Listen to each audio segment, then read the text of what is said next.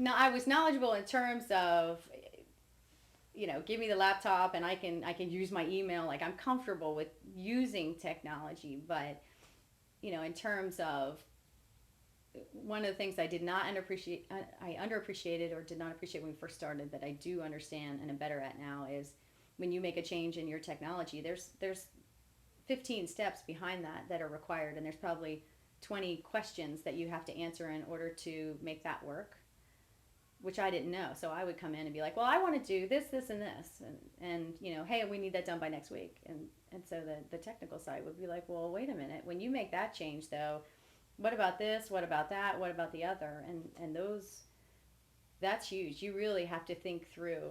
Again, it's the whole cowboy Indian thing I was talking about earlier. You have to stop and think, okay, where does this affect every other aspect of the site and of the technology that we're using, and how does that impact the user friendliness of the site and you coming in and wanting to come back?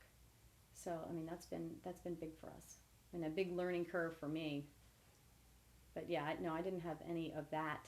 Web development would have been great if I had helped some company somewhere build their website, so I would have had a better appreciation for that.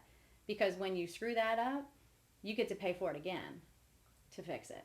So that again is where your money will go. If you haven't thought it all the way through and you give somebody a direction to build it this way, and then when it's done, you're like, oh, well, wait a minute, what about this and this and this? Well, we didn't talk about that. You didn't think about that.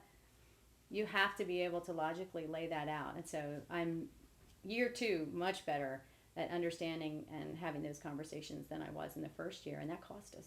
That cost us in the first year. Time and money.